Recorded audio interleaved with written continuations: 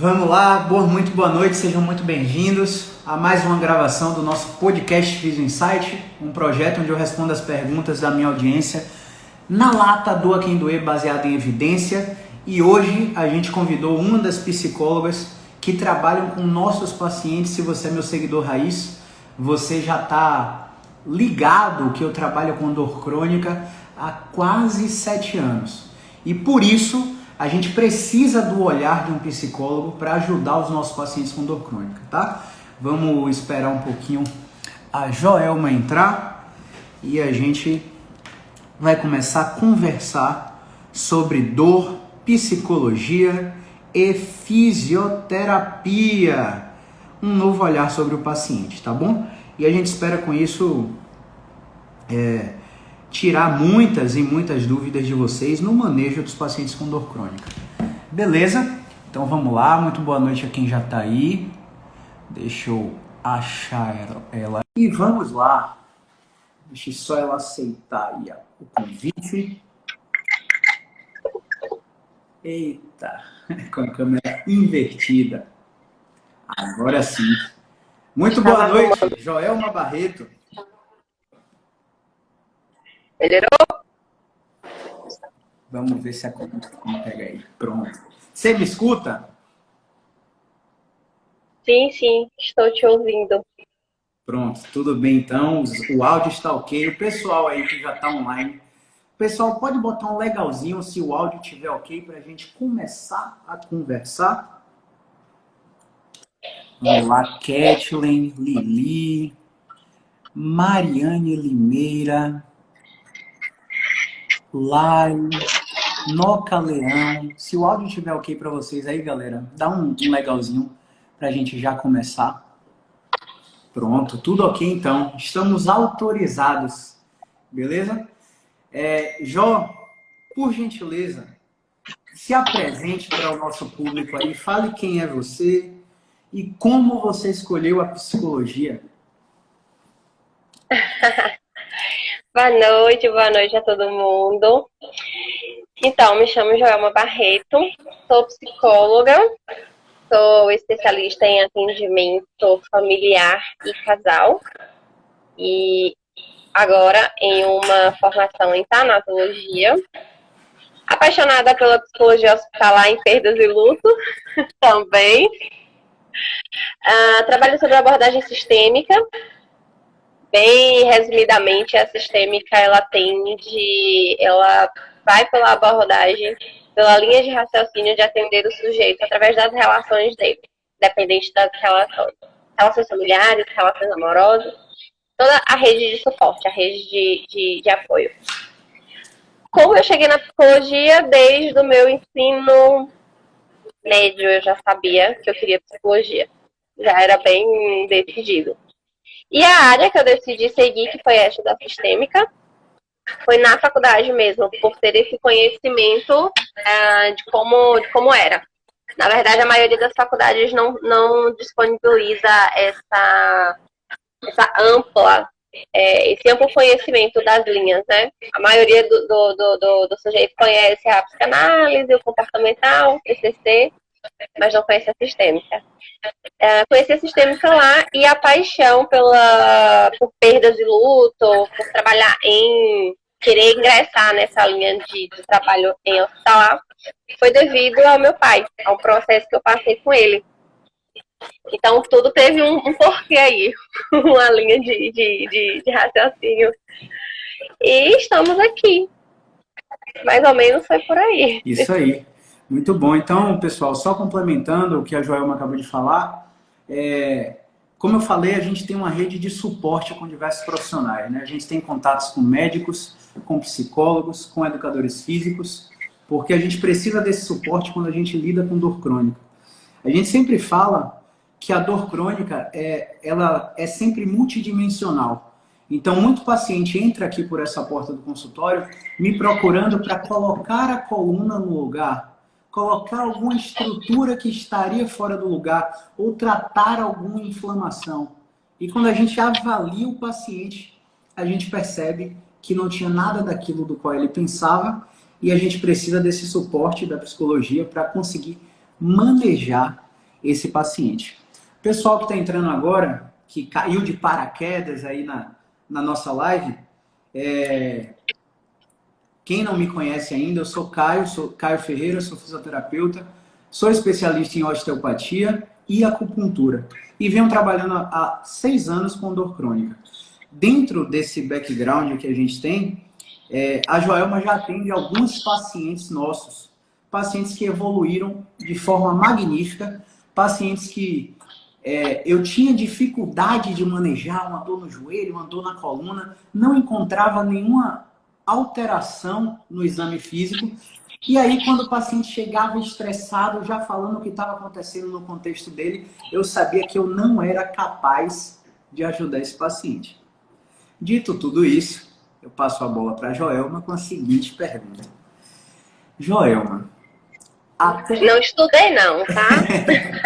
Até onde você acredita que o fisioterapeuta pode ir na intervenção dos pacientes? E chegando nesse limite, quais são os sinais que o paciente pode apresentar para a gente reconhecer a necessidade de encaminhar? Uma vez encaminhado, qual é a sua sugestão de abordagem para que o paciente não entenda isso como um preconceito? Como a gente já conversou antes, né? Tem muitos pacientes que têm aquele... mas meu problema não é mental. Mas eu não sou maluco. Qual é a sua experiência, a sua bagagem com esses pacientes? Para que ele não entenda isso como preconceito é muito difícil. É um pouquinho complicado, porque o paciente que chega até você, ele vai com uma dor física, ele vai com uma dor que ele consegue sentir, ele vai com uma dor que ele pega aqui no braço, na coluna ou no pescoço e ele diz assim, eu estou sentindo isso. Então a dor está vindo, é um processo que ele vê, é palpável. Quando você verbaliza para esse paciente que talvez essa dor que ele esteja sentindo não seja ou não venha de fato de algo físico, esse paciente vira e fala assim, como assim? Não é físico se eu estou sentindo. Na psicologia a gente costuma dizer que isso se chama uma somatização. Somatização de preocupação, somatização de várias demandas, onde esse paciente ele não consegue organizar dentro do seu sistema e ele tem que colocar para fora de alguma forma. Só fazendo um parêntese, eu costumo trazer algumas formas, a forma de falar talvez mais clara, e aí eu não utilizo muito termos da psicologia, até porque eu quero que o público entenda. Não adianta eu trazer aqui uma palavra que talvez quem esteja assistindo não vai compreender, tá? Então, às vezes, eu trago bem prático, bem popular mesmo. Esse paciente, ele precisa colocar para fora de alguma forma. Qual é a forma que o corpo dele vai entender que ele vai colocar aquela demanda, aquele estresse que ele passou durante o dia no trabalho? Por uma dor física. Uma dor física que aparentemente ele não tinha, mas começa a surgir e ele não sabe de onde é que vem. E aí chega até você dizendo assim, Caio, eu quero que você me instale todo, que você faça todas as suas técnicas manuais, que eu sei que eu vou melhorar. E aí chega, você faz todo o acompanhamento, toda aquela anamnese que você faz, de perguntas, enfim, de tudo. E você vai vendo que talvez não seja de fato o que aquele paciente está fazendo. Você não consegue visualmente e nas suas técnicas perceber que tem aquela gravidade que aquele paciente talvez leve, ou da forma que ele esteja levando para você. Talvez seja sim um fator psicológico que esteja desencadeando aquela dor e fazendo com que aquele paciente fique travado. Ou que aquele paciente entenda que é devido às demandas, é devido ao psicológico. A forma que, e a gente até já conversou sobre isso, né? Já trouxe algumas ideias, a forma de você poder levar isso para o paciente é que é um pouquinho, às vezes, complicado, porque aquele paciente ele pode entender que você está sendo um pouco invasivo, né? Você sabe, você tem algumas técnicas que você percebe, e aí você pode trazer melhor do que eu, né? Na acupuntura, por exemplo, de perceber onde que está mais, digamos, tenso, onde, me perdoe as palavras, se não foi isso, você me corrija. Mas onde que está mais tenso, onde que está, qual setor da vida, digamos assim, que está mais preocupante para aquele sujeito. E aí, como é que um físio chega assim e diz, olha, seu problema não é nada disso. Procura o psicólogo, vai lá, conversa com ele, começa a fazer terapia e a gente vê como é que fica da próxima vez que você vier aqui. É difícil, principalmente para uma pessoa, talvez, que tem esse preconceito com o psicólogo em fazer terapia, não conhece, nunca fez, e muito menos vai entender que tem ligação uma coisa com a outra. Só um adendo, Josh. Eu vou desativar os comentários aqui para não ficar subindo aí na sua segunda tela, mas vocês que estão aí, que querem mandar perguntas, pode clicar nessa caixinha de interrogação que está aqui embaixo, escrever a sua pergunta, que vai ter um momento da live que a gente vai parar para responder vocês, tá? Só por uma questão de visualização, a gente vai desativar os comentários por alguns momentos, tá? Muito bom, assim, ficou super claro para mim. Se não ficou claro em algum momento, vocês podem parar e perguntar aí tudo que a Joelma falou. E aí eu trago para essa discussão, para essa conversa... Se eu puder trazer um exemplo, agora me veio aqui... existem alguns tipos de automutilação, por exemplo, que aquele sujeito, ele passa por um processo muito difícil e a forma que ele tem de colocar para fora isso, existem várias formas, né? Se cortando, se mordendo, provocando ações no próprio corpo. Alguém que, por exemplo, já tem uma dor de coluna, né? Independente da forma que seja, mas tem uma dor de coluna ou no pescoço. E já é algo que ela sente dor, ela vai fazer com que aquela dor seja mais aguda, talvez. Porque para ela é a forma que ela tem a colocar para fora aquela carga emocional dela. Então ela entende que se ela fizer isso, ela está colocando para fora, ela não vai mais vir a sentir, e aí ela coloca como demanda culpa a dor física, né? A dor que ela está provocando. E muitas vezes nessa tentativa de automutilação, autoflagelação, os pacientes têm tanta alteração no córtex que eles passam a perceber como uma situação prazerosa uma agudização da dor, ou seja, um aumento da intensidade da dor local onde ele está se autoflagelando, para minimizar o processo de sensibilização central que o paciente está com dor generalizada. E ele entra num comportamento funcional que a gente chama de mal adaptativo. Que é aí que eu, como fisioterapeuta, eu consigo expor esse paciente gradativamente aos movimentos que ele tem medo, para que ele consiga desensibilizar, vamos falar assim, sentir menos essa dor e ver que o movimento não está gerando machucado nele. Só que aí acontece o seguinte, às vezes o medo do meu paciente com dor de se mover é exacerbado. Exacerbado a tal ponto da gente classificar esses pacientes como cinesiofóbicos, medos irracionais do movimento. E dentro desse medo irracional, talvez a fisioterapia, eu digo com a prática que eu tenha muita limitação para abordar. E dentro dessa limitação, é um paciente que eu peço para dobrar a coluna, e ele tem a crença que dobrar a coluna bate, a hérnia vai sair, vai bater no nervo, vai fazer ele ficar incapacitado, ficar cadeirante, e antes dele fazer o movimento, ele antecipa a experiência. E essa antecipação faz com que ele fique ansioso, com a boca seca, com taquicardia, tremores nas mãos. Aí eu passo a bola... Aí começa todo um processo de ansiedade. E aí eu passo a bola para você. Como é que você... E aí a gente começa... Fala. Vá.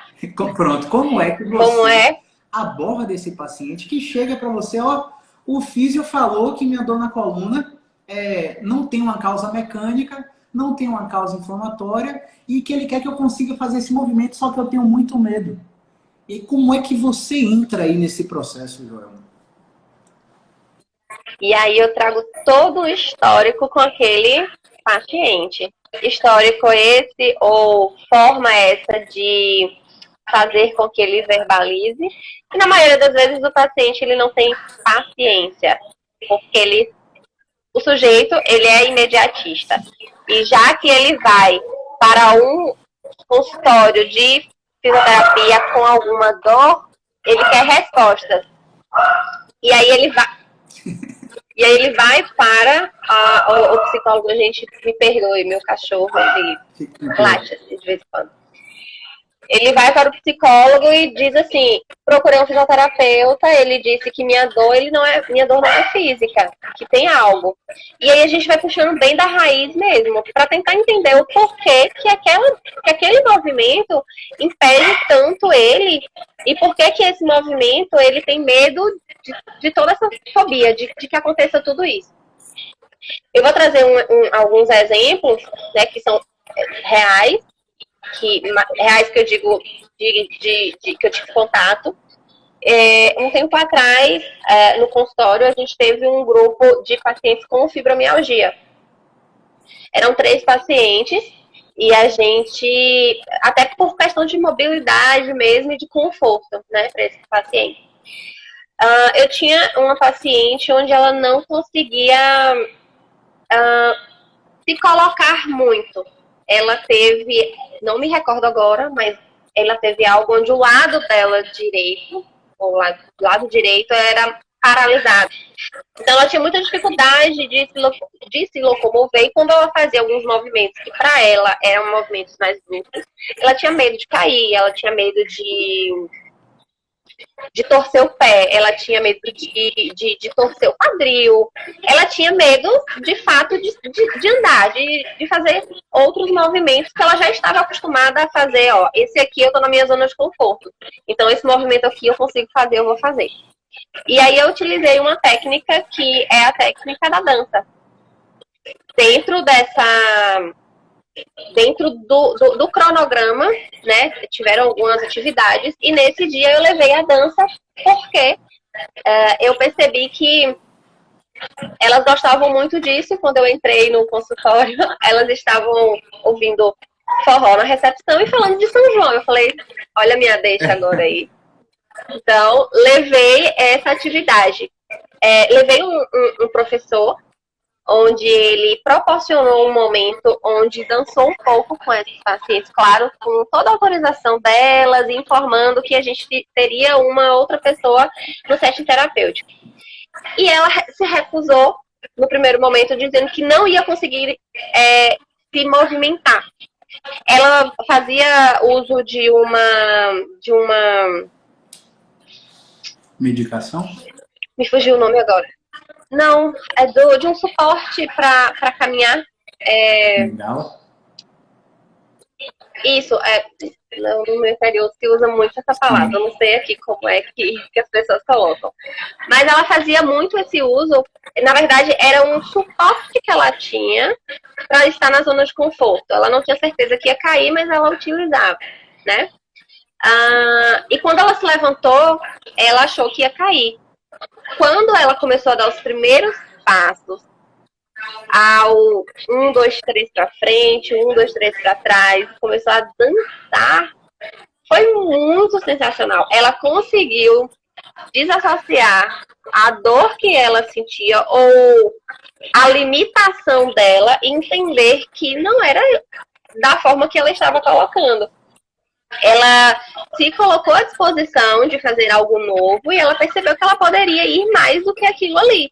Que não era do jeito que ela estava imaginando, que ao levantar ou fazer algum movimento ela iria cair.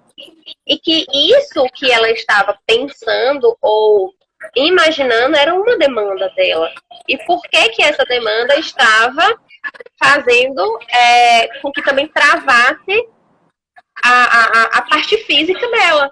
Porque ela não se colocava para fazer, ela não ia, porque se ela fizesse isso para ela iria cair. Quando ela começou a desassociar e entendeu por que ela estava se travando, não se propondo a isso, foi surreal o desenvolvimento dela e ela entender que tinha a ver, sim, a não evolução dela também no tratamento dela. Com certeza. Ela começou a perceber isso. Com certeza. Tem uma pergunta na avaliação que eu uso com meus pacientes, que é uma pergunta super básica, que fala assim com eles, ó, se você estivesse sem dor agora, o que você estaria fazendo além de não estar aqui na minha frente? Nesse momento a gente quebra o gelo, ele começa a dar risada, ela começa a dar risada, e ela fala, eu estaria dançando. Aí eu falo para você, e quem te disse que você não pode dançar por causa da sua dor? Eu não falo isso logo de cara para ela, mas eu penso assim. Aí Joelma não contou o segredo dela para vocês aí, pessoal. Joelma, além de psicóloga, ela é professora profissional de forró. Então, ela faz essa mescla muito bem da terapia com o processo de dança. E o processo de dança, eu, não sei vocês, vejo como fundamental na exposição gradual para o paciente perceber que aquele movimento não está agravando o sintoma. Porque a gente cresce com a cultura, de que tudo que está doendo é uma informação, tudo que está doendo é uma lesão. E quanto mais eu mexo, mais eu lesiono. É o raciocínio lógico, né? E tudo que a gente faz aqui, se vocês acompanham a gente aí, se vocês são seguidores raiz, a gente faz tudo que é contra-intuitivo.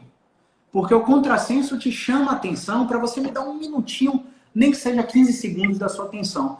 Porque se você começar a ouvir o que eu estou falando, o que a Joelma está falando, o que a Tati está falando, Michel, Fernandinha, todos os profissionais que a gente trabalha, a gente usa esse contrassenso para chamar a sua atenção e mostrar que existe um outro prisma relacionado ao movimento, relacionado à dor, relacionado à terapia, tá?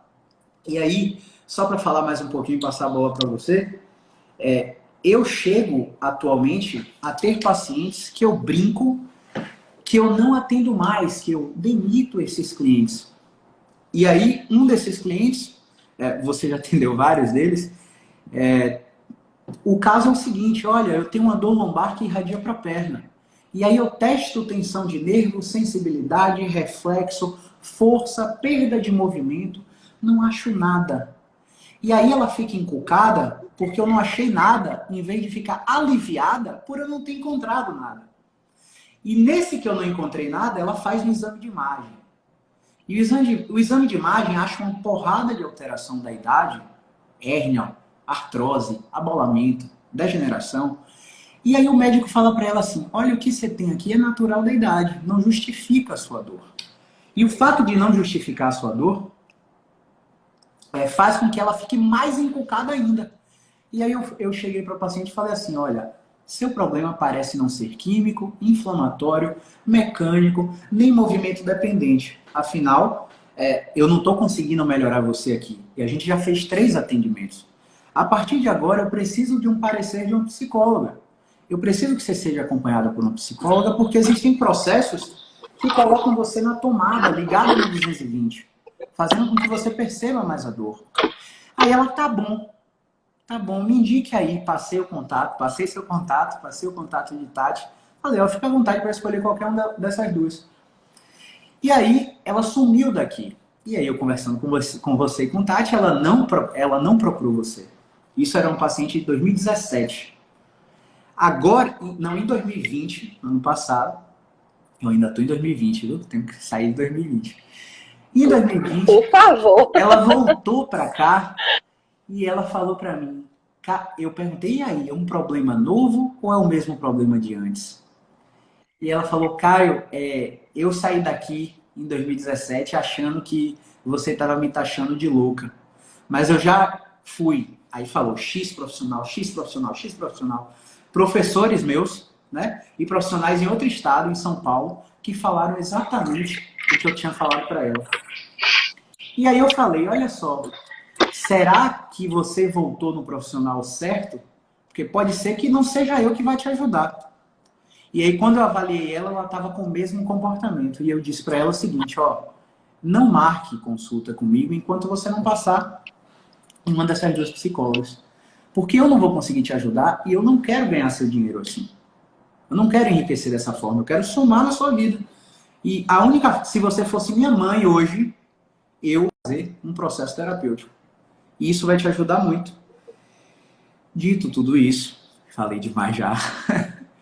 Eu quero saber de você o seguinte: essa paciente em específico, além de ter traços de depressão, ela tinha acabado de passar por uma perda.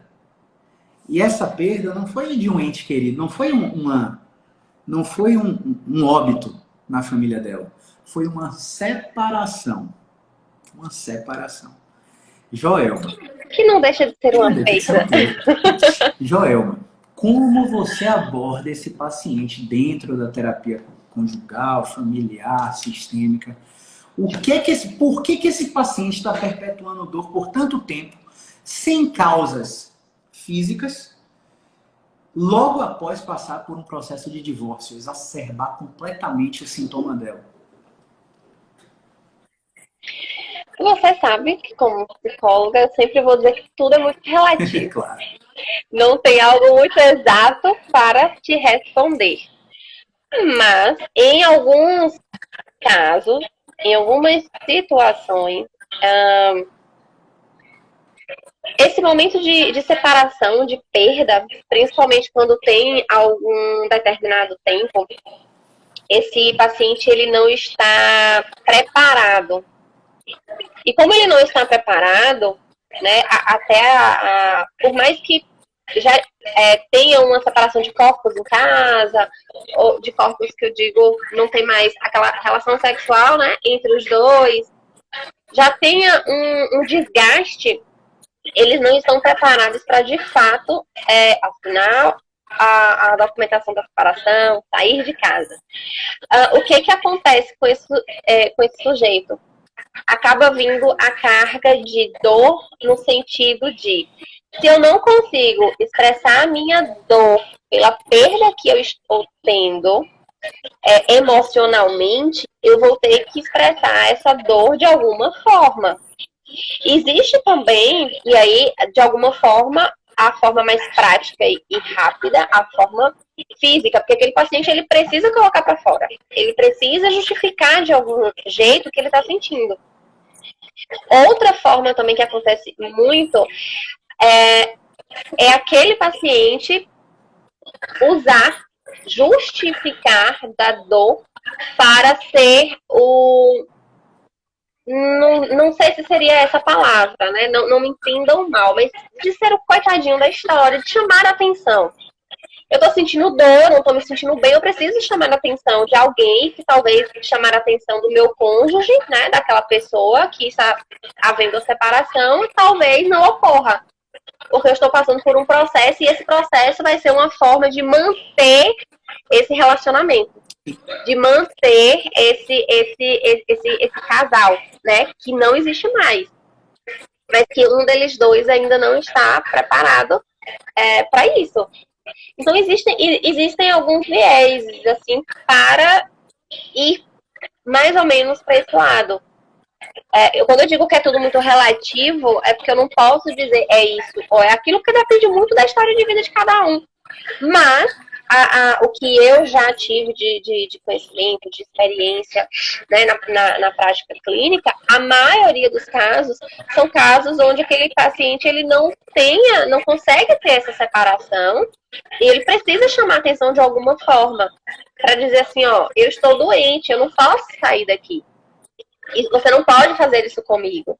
E aí vem a demanda de tenho que colocar para fora de alguma forma. Dor física, porque a dor física, como é palpável e visto, é mais fácil, mais rápido. Acontece muito desse caso.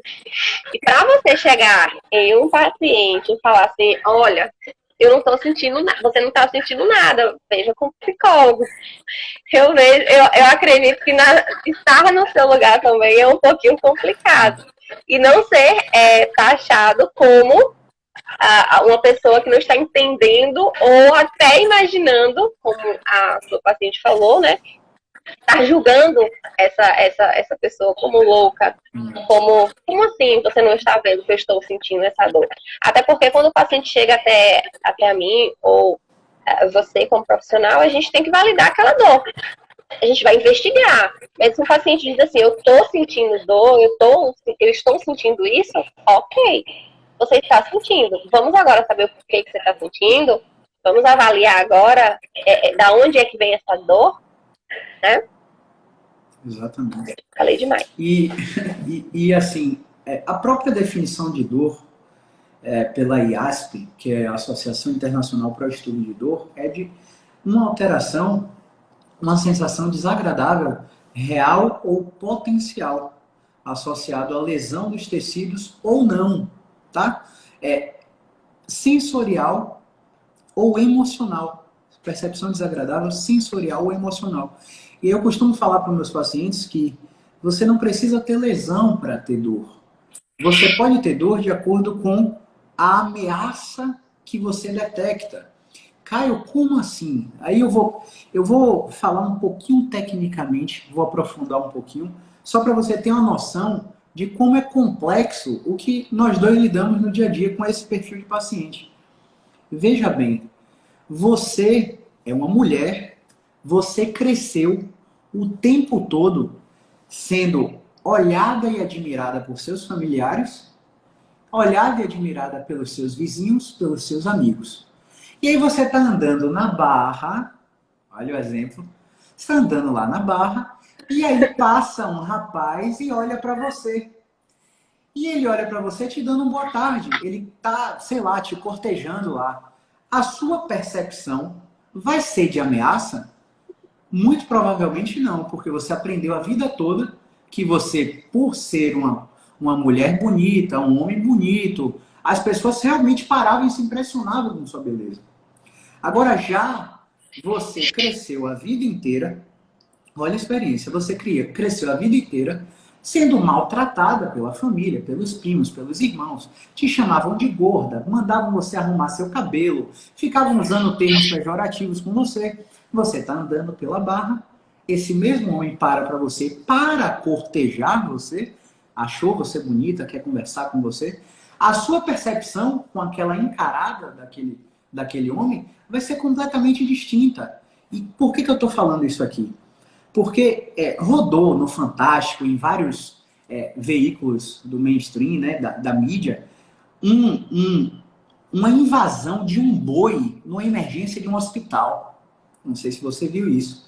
E a câmera estava flagrando a mulher mancando, esperando atendimento emergencial num pronto atendimento ortopédico.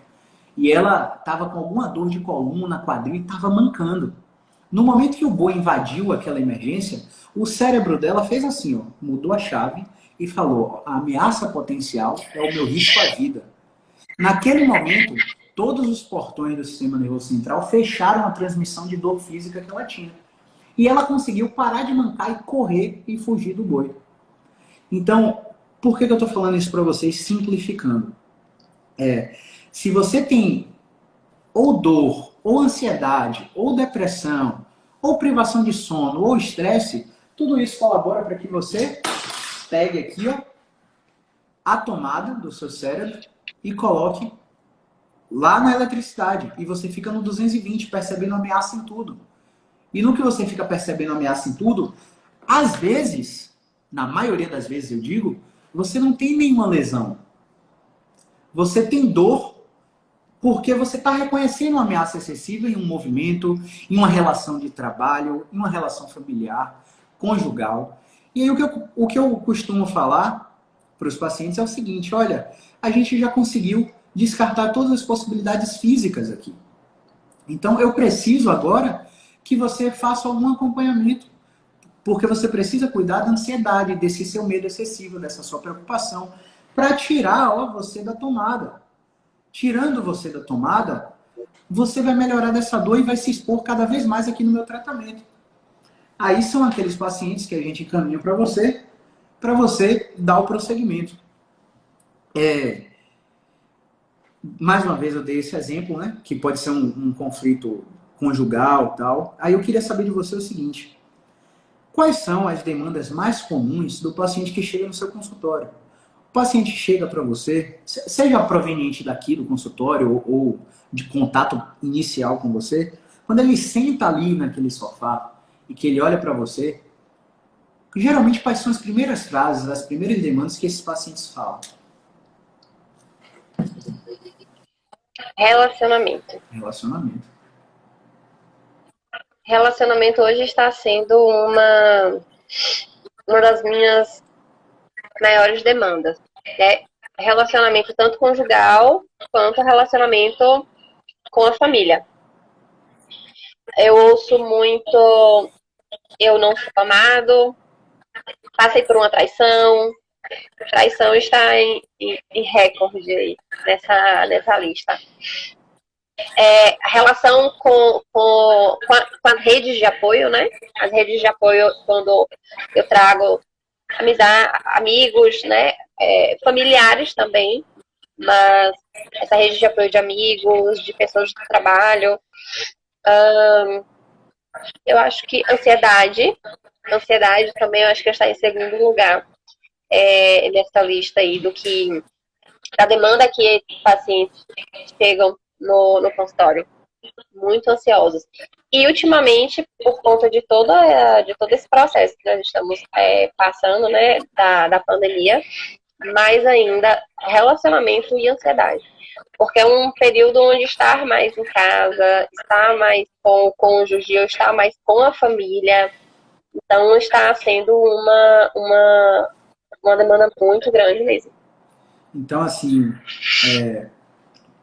o que eu tenho percebido aqui é justamente isso que você falou. E cada vez mais pacientes que eu não consigo ajudar, principalmente depois da pandemia. Antes da pandemia, vamos dizer que em uma taxa de proporção, assim, eu consegui ajudar 90%. De cada 10, 9 eu consegui ajudar aqui. Depois da pandemia, sei lá, eu acho que menos da metade eu estou conseguindo ajudar. A maioria, eu estou vendo fatores psicossociais que estão exacerbando o sintoma dele. Então, a grande dificuldade, assim, enquanto profissional, Joel, não só minha, de meus alunos, dos seguidores, fisioterapeutas que me seguem, estudantes, é conhecer o limite da atuação profissional. Conhecer, assim, alguma...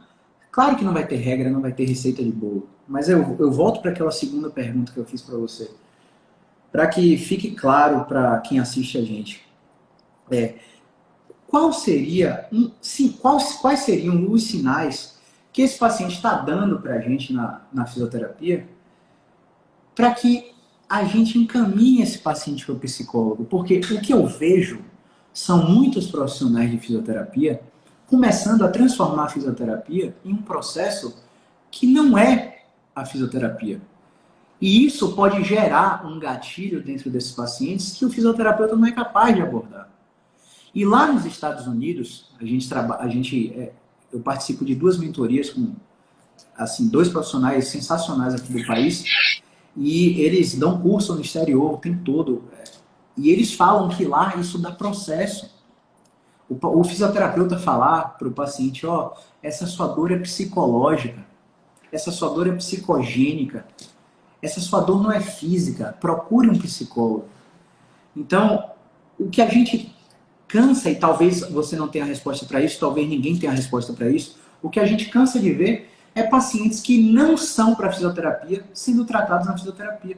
A gente cansa de ver o fisioterapeuta tendo só o martelo como ferramenta e achando que todo paciente é um prego e tentando pregar aquele paciente o tempo todo, e aí o tempo de dor desse paciente vai perpetuando porque ele não está melhorando, tratando as possíveis causas do problema dele. Então, na sua prática, quais são os sinais, assim, entre seus amigos, seus familiares, as pessoas com quem você convive, quais são os sinais que você percebe, olha, isso merece uma atenção psicológica, uma demanda psicológica, claro, além de ansiedade, depressão, tudo isso que você já falou. Dicas aí pra gente.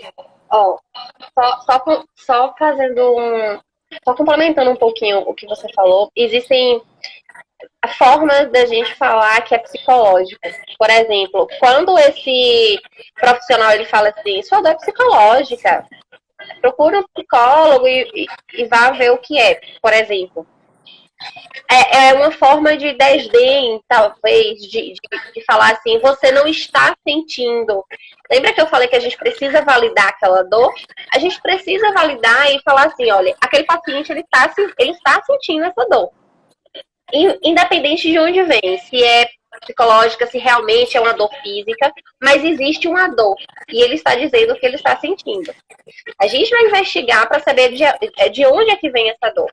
Então, quando você vira para o paciente e diz assim, é psicológico, hoje está tão estigmatizado esse é psicológico, que é muito assim, você tá louca.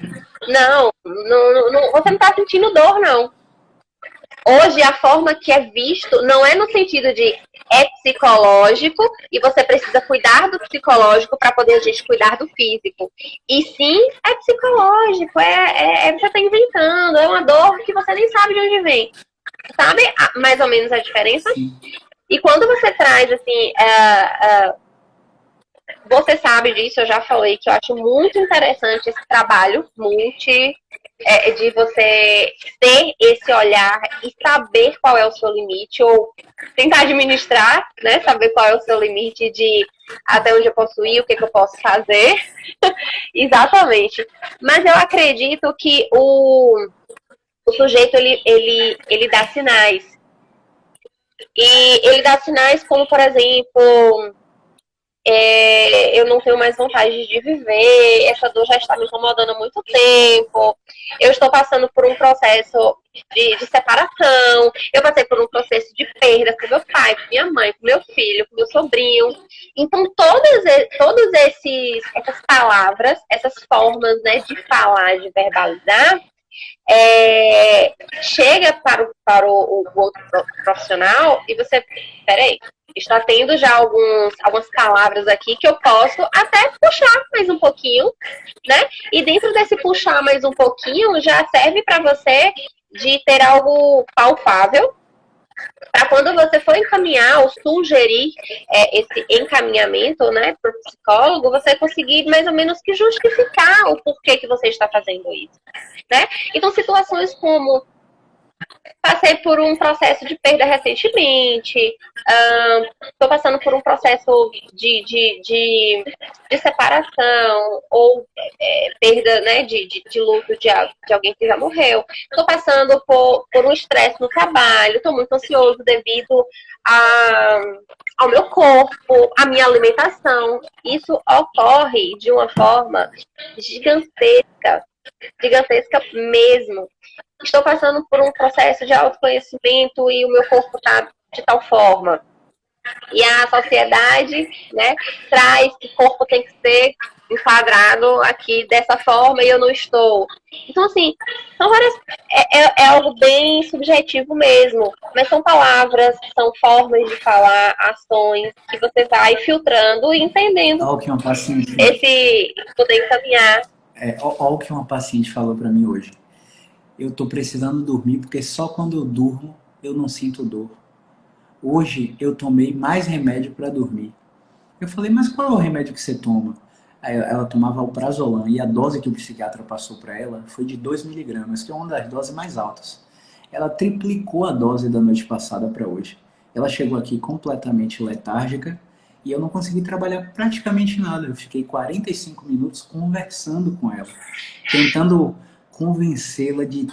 Ela só queria ter alguém para ouvir. Ela queria falar. Exatamente. E aí, aquela coisa... Tem coisas que não dá para administrar. E por isso eu tenho que manejar a forma com que eu falo para que ela entenda. Ah, mas meu filho acha que eu tô maluca. Meu filho já mandou eu ir pro psicólogo. Leve isso para ela. Leve isso para ela. Por que você está querendo? Indague, questione. Por que você está querendo conversar? Será que eu sou a pessoa que você tem que conversar? Toda essa demanda que você está trazendo. Eu já tive um paciente que esse paciente disse assim, eu posso dormir 30 minutos aqui no meu horário mesmo da sessão. Aí eu falei, o horário é seu e você faz com o seu horário o que você desejar. E eu fiquei sentada 30 minutos e ele descansando, dormindo. Claro, depois eu indaguei e questionei. Por que você precisou desse espaço para isso? E aí esse paciente trouxe, porque na minha casa eu estou passando por um processo de separação onde eu não consigo dormir. Onde eu não consigo ter esse momento que eu tenho aqui. Exatamente. Então, eu tive uma paciente que me lembro agora de algo que a gente falou inicialmente. Ela sentiu uma dor muito forte no braço. Muito forte mesmo. Dizia que não conseguia levantar o braço, fazia suas atividades, né? Tudo direitinho. E eu não entendia o porquê que, mesmo fazendo tratamento, essa dor nunca parava, nunca passava. E aí, investigando, ela passou por um momento de estresse muito grande em um assalto, onde estava com algumas pessoas queridas. E a forma de reação dela foi com o braço que ela sentia essa dor. Onde ela teve que segurar essas pessoas e a bolsa que estava e todo o processo com o lado onde ela estava sentindo essa dor. E quando eu comecei a trazer essas questões, né, do que tinha acontecido, o que tinha na bolsa, o porquê que teve a ação de segurar aquelas pessoas, o resultado foi assim, no outro, as mesmas atividades, a mesma coisa ela estava fazendo. Quando ela chegou na outra semana, depois dessa intervenção, e aí, como é que tá o braço? Como é que tá essa dor chatinha, né? Olha, eu já estou conseguindo levantar. Eu já estou conseguindo fazer isso aqui. Olha, a atividade foi sensacional. Meu filho errado, e não sei o que, não sei o que. Claro, a gente fica assim às vezes, né? Poxa, tá o físio aí nessa hora. Olha, cadê? Cadê a intervenção do profissional? Mas, obviamente, depois a gente foi trazendo algumas questões e essa paciente foi entendendo o porquê que ela estava fazendo a relação da dor do braço com tudo que a gente estava trazendo. Isso aí foi sensacional. Para quem é físio aí, para quem é estudante de fisioterapia, e essa abordagem que o Joelma acabou de falar aí, a gente usa dentro de uma técnica específica que a gente chama de terapia cognitivo-funcional. E a primeira etapa dessa terapia é fazer a dor fazer sentido para o paciente. A gente chama do make sense of pain. Quando o paciente entende as razões pelas quais ele usou aquele braço para se defender de uma tentativa de assalto, as experiências prévias não assimiladas, a gente não sabe cientificamente o que é que acontece. A gente sabe que parece que o paciente desbloqueia áreas cerebrais que comandam aquele membro, comandam o braço, a perna, a coluna, e só por você incentivar o uso desse membro, o paciente começa a sentir cada vez menos dor, se sentir cada vez mais capaz, sentir cada vez mais motivação para realizar a atividade. E aí uma coisa que eu falo, que eu trago para você, Joel, é o seguinte: muitos pacientes com dor de coluna foram ensinados que tem que fortalecer o core. Primeiro, o que eu acredito é que o primeiro fator é que o profissional de primeiro contato que ele vai não é um fisioterapeuta. O profissional de primeiro contato é o educador físico na academia, que estudou a vida inteira para saber que se tem algo errado, tem algo fraco. E aí incute na mente daquele paciente que ele precisa fortalecer alguma coisa. E ele começa a ter o que a gente chama de disfunção de controle. Ele fica com o abdômen todo duro lá, protegendo a coluna, porque ele acha que quanto mais esse abdômen estiver forte, menos dor ele vai ter. Só que aí, quando as pesquisas começaram a sair, comparavam os grupos que tinham dor e os grupos que não tinham dor. E os grupos que tinham dor, elas já tinham muita força do tronco, muita atividade muscular.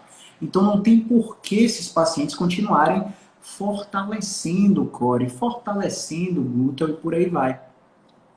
E aí essa estratégia adaptativa que o paciente encontra para dobrar o tronco é fazendo o bracing, que a gente chama, que é contrair o abdômen demais. Tipo mulher para se mostrar esbelta, murcha a barriguinha toda hora, né?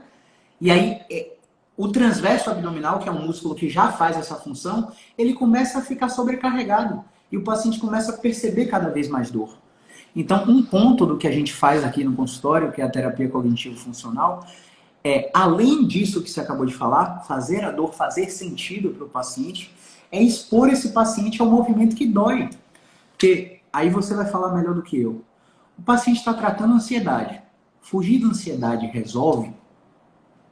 O paciente está tratando depressão. Fugir da depressão resolve. Ou você expõe gradativamente ele aos processos que geram os pensamentos depressivos, aos processos ansiosos. A mesma coisa é aqui. Vai doer. Vai doer, pois é. Vai doer muito.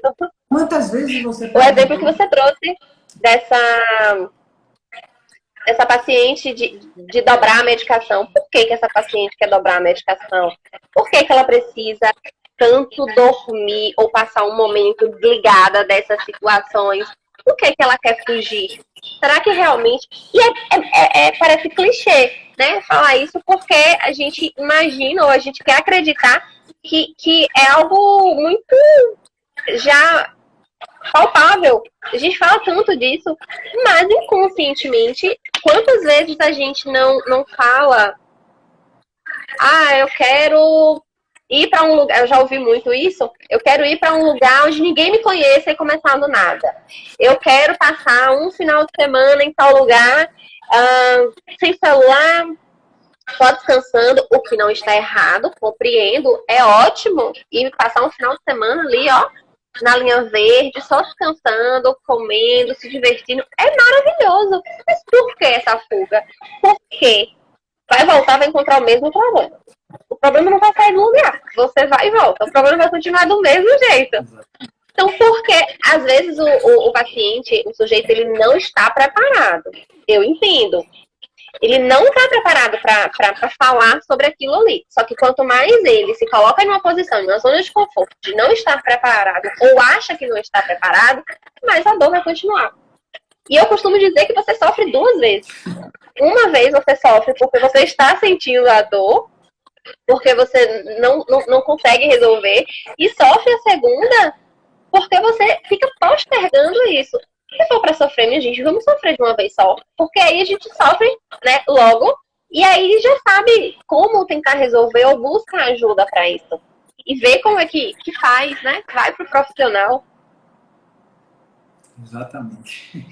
Exatamente. Então, assim, eu acredito que depois desse diálogo que a gente teve aqui, ficou mais claro para todo o público que me assiste, para todo o público que te assiste, a função tanto do fisioterapeuta quanto do psicólogo e como é bom quando os dois conversam.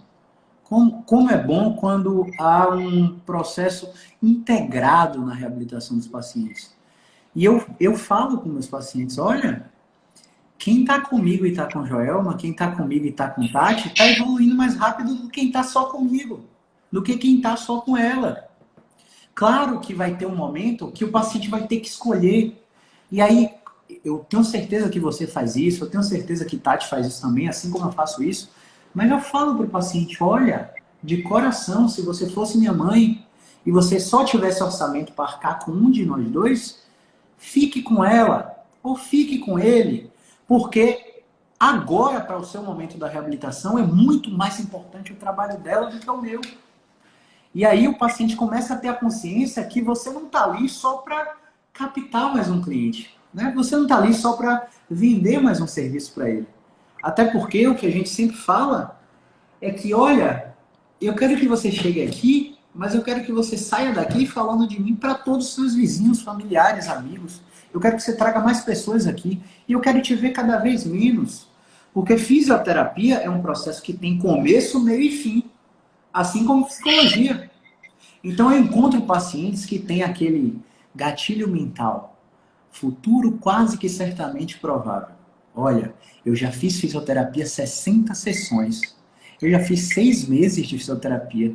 Não resolveu o meu problema. Joelma, eu te digo, você está com um problema judicial. Deus te livre.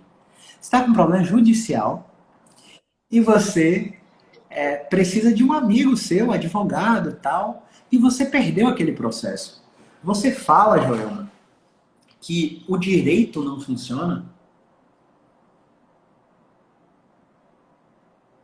Você fala. Como é que a gente vai falar isso? É a mesma, Jamais! a mesma coisa. Isso acontece com você, isso acontece comigo o tempo todo. Cara, já fiz terapia há 10 anos. Não me dou mais bem. Amiga, existe outro profissional da área de psicologia, existe outro fisioterapeuta que tem uma abordagem completamente distinta. Né? A gente já conversou sobre diversos profissionais de nossas áreas aí, e a gente sabe que tem um que tem um discurso totalmente, tipo, bota um problema na sua cara logo de cara, né? E você toma aquele choque, ou você muda ou você regride de vez. E já tem aqueles caras que Eu vão estava pegando conversando pela beirada. recentemente, eu estava conversando recentemente com uma pessoa e essa pessoa trouxe uma demanda, não foi atendimento, mas trouxe uma demanda e eu levei de uma forma. Não tem como desassociar a psicologia, o ser psicóloga do sujeito, não tem como. Então, vai estar sempre. A gente vai dosando para não deixar um falar mais alto que o outro, mas está sempre ali. E eu levei de uma forma para essa pessoa e essa pessoa disse assim: cara, como que eu nunca pensei nisso? E eu faço terapia. Por que minha psicóloga nunca trouxe isso para mim? Minha psicóloga não fala. Minha psicóloga, ela não me questiona. Ela deixa eu chegar nesse questionamento.